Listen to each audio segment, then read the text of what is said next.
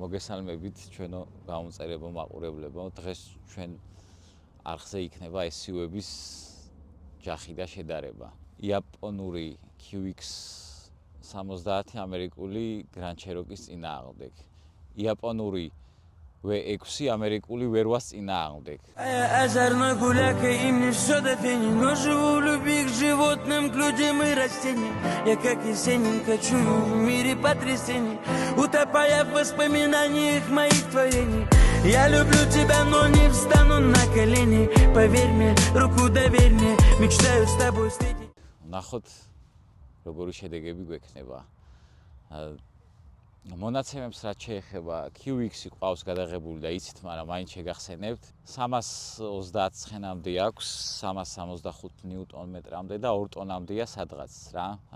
რაც შეეხება Grand Cherokee-ს აქვს 5 და 7 ჰემის ძრავით არის აღჭურვილი, 360 ცხენი აქვს და 530 ნიუტონი. წონას რაც შეეხება 2 ტონა და 330 კილოგრამია რა. ამ დაახლოებით 300 კილოთი მძიმე არის ვიდრე Infiniti. საკმაოდ საინტერესო შედარება უნდა გამოვიდეს ორივე მანქანის. ორივე მანქანა არის ახალი, მოთხოვნადი და საკმაოდ გამომდგარი რეალურ პირობებში.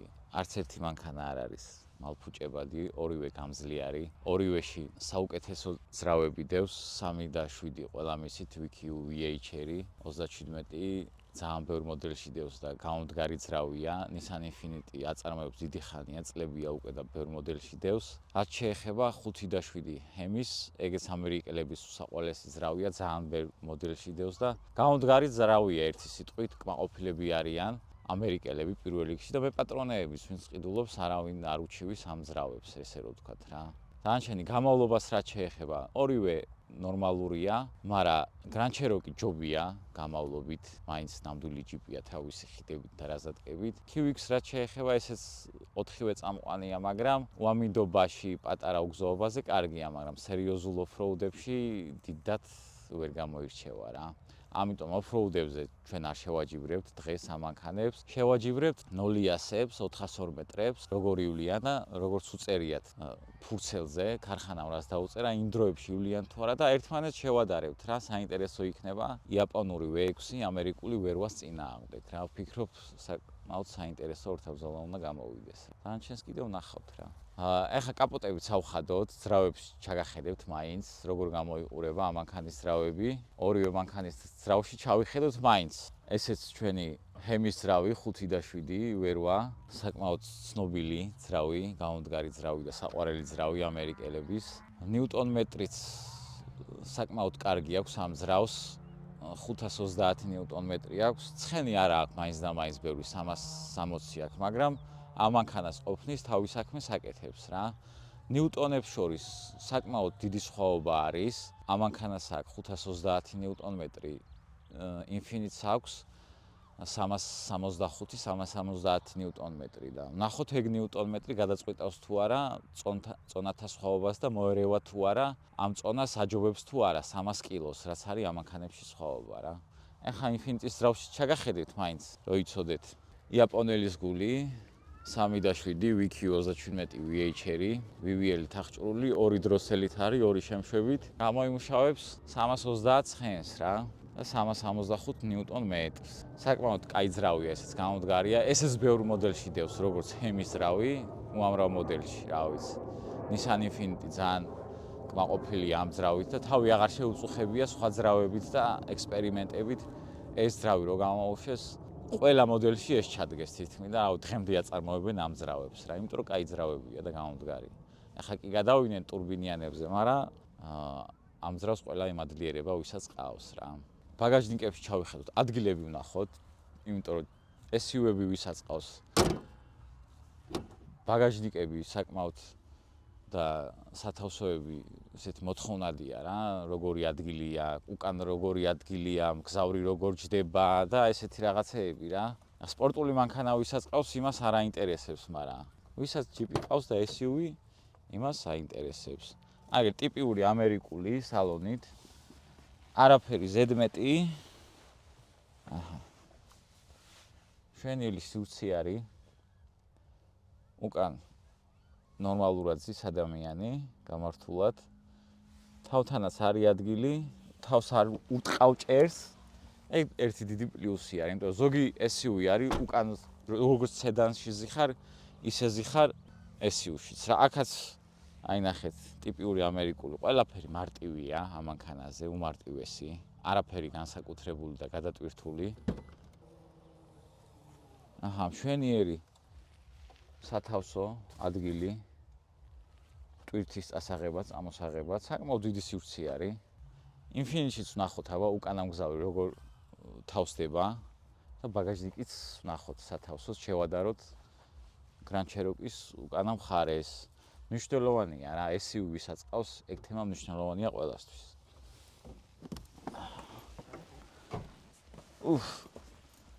აქ უფრო პატარა სივრცე არის, ვიდრე Grand Cherokee-ში. სიმაღლე კი აქვს, მაგრამ აი ცოტა სივიწროვი არის რა, უფრო ვიწრო ზიხარ ვიდრე Grand Cherokee-ში. იქით უფრო დიდი სივრცე არის. ამ ბაგაჟნიკის ნახოთ, შევიხედოთ. აბა ნახოთ. ბაგაჟნიკის თვითონ მოცულობით პატარა არის. აჰა. გაცილებით უფრო პატარაა და დაბალი, ვიდრე Grand Cherokee-ზე რა, Grand Cherokee-ზე უფრო მაღალია და უფრო ბევრი რაღაცის დადება შეიძლება რა. იცი რატო ვერ იჯექი? ეს არ იყო ბოლომდე ჩამოწეული.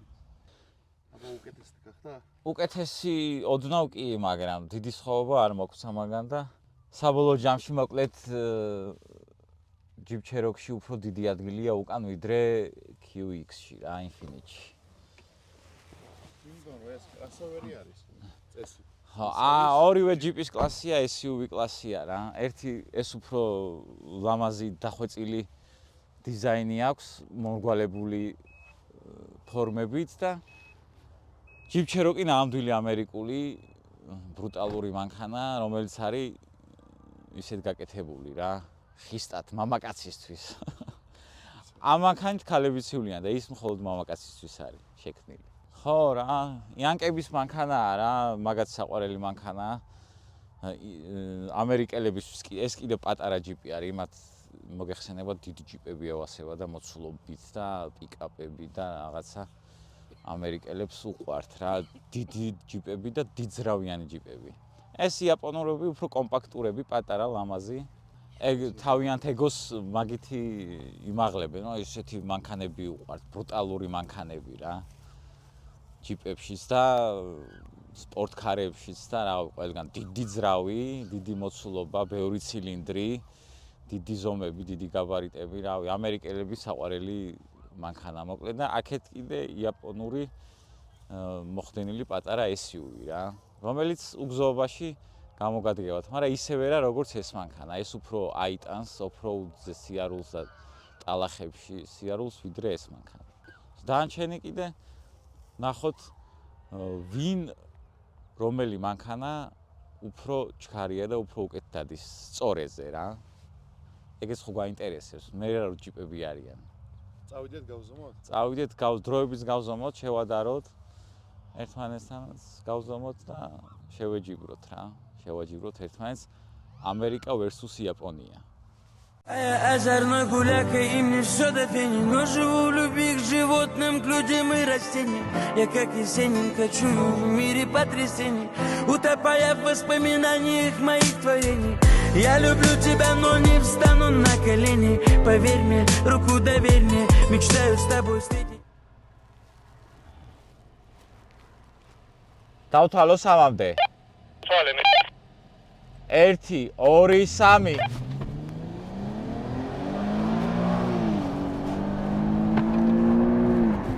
ჩამოგჩა. გავასტარი.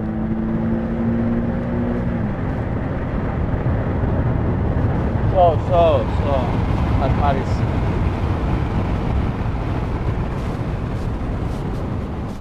ერთი 0 ინფინიტის სასარგებლოდ. რომელი ჩვენ ახლა ისინი გვაქვს, რა არის ხო. მანქანები. მოდი, აბა, დავთვალო. 1 2 3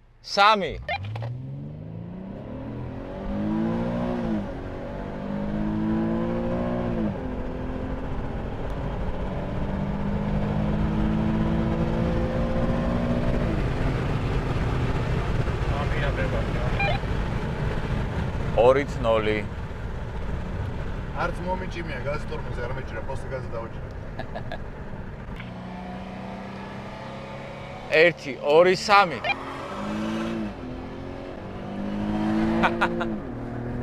გაჩერდა. აცა ვერ გადააგდოს ჩქარეში. როგორ წარჩოკებს აკეთებდა. რა თქმა აბაროტი სხვანაირად თუ დავიჭირე და დავარტყი. დრაივი წამო ბოლო, ჩვენს DS-ი წამოვალთ. აი, აქ გავჩერდეთ ცოტა ხანი და მე რო განთავისუფლდება გზა მე წავიდეთ. 1 2 3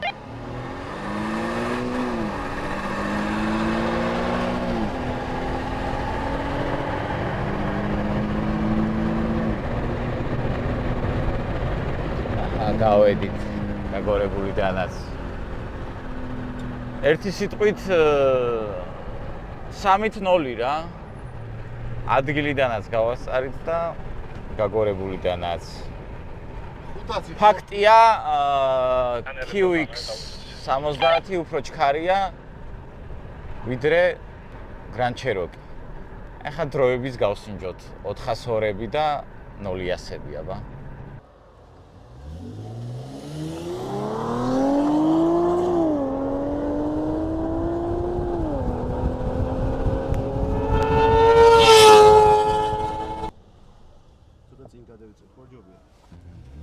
მიდი.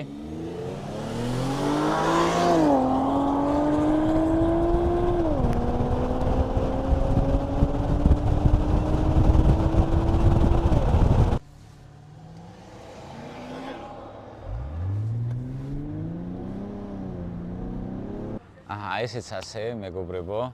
გავზომეთ დროები ამ ორივე მანქანაზე 0-100-ების და 402 მეტრებიც და ერთმანეთში შევაჯიბრეთ ადგილიდანაც, გაგორებულიდანაც.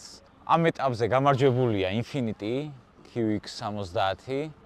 ვისაც ყავთ მსგავსი მოდელი Grand Cherokee 5 და 7 ჰემი, შეგიძლიათ დაწეროთ კომენტარებში, მოგბრძანდეთ, გავუტესტოთ ამ მანქანას და ნახოთ შედეგი. რაც შეეხება QX-ის პატრონს, ცოტა მიეცა мотивация და იწევს საქართველოში ყველა 3-7 ჯიპს. QX-ებს, FX-ებს ყველა გამოვიდესო, ყველას უნდა გავასწროს სათითაოთო. ამიტომ ყველა QX და FX 37-ს იწევს ეს მანქანა 3 და 7 ქარხნულ მდგომარეობაში. ესეც ასე, დღევანდელი დღე ამით დასრულდა. ამ ვიდეოთ დაგემშვიდობებით და შევხვდებით მომავალში კიდევ ბევრი საინტერესო ვიდეოებით. დაალაიქეთ ეს ვიდეო, დააკომენტარეთ, არხი გამოიწერეთ და მომავალში შევხვდებით კიდევ ბევრი საინტერესო მანქანებით, ვიდეოებით, გაზაობებით და ასე შემდეგ.